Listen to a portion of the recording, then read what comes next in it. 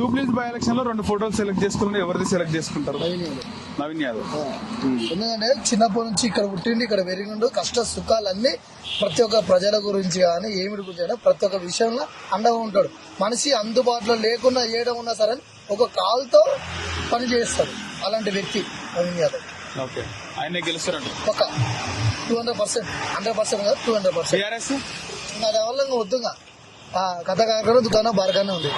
పెట్టింది చారన్న, పోయింది బారాన. ఏం లేదు జనాలలో, అన్ని దోసుకొని అంతా అయిపోయింది. అంటే ఏం లేదు. నవీన్ యాదవ్ మా అన్న గెలుస్తారా? గెలుస్తాడు పక్క 100%.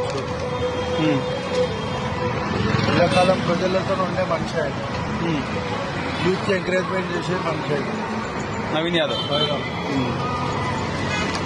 గెలుస్తారంటారు పక్క. బీఆర్ఎస్ పరిస్థితి ఏంది? బీఆర్ఎస్ ప్రభుత్వం ఏం లేదు కదా, గవర్నమెంట్ ఉంది కాంగ్రెస్.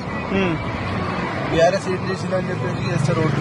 ఓకే, మొత్తం రౌడీల పాలన, రౌడీలు అని చెప్పేసి మా అన్న వాళ్ళని అంటారు కానీ వాళ్ళు అసలు రౌడీ షీటర్లు అయితే వాళ్ళు మాకంటి వాళ్ళ మా ఇంటి వాళ్ళు ఆల్ రౌడీ షీటర్లు మేము కాదు.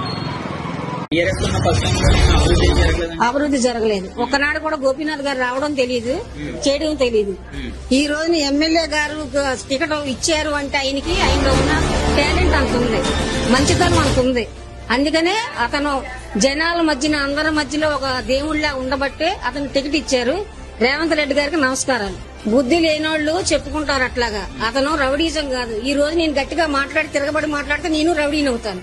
ఆయన మీద బురదేయడానికే ఈ విధంగా మాట్లాడుతున్నారు తప్ప రేవంత్ రెడ్డి అంత జమ్ ఇంకెవరూ లేరు నన్ను అడిగితే. నెక్స్ట్ కూడా ముఖ్యమంత్రి అయినా రావాలని మేము కోరుకుంటున్నాం.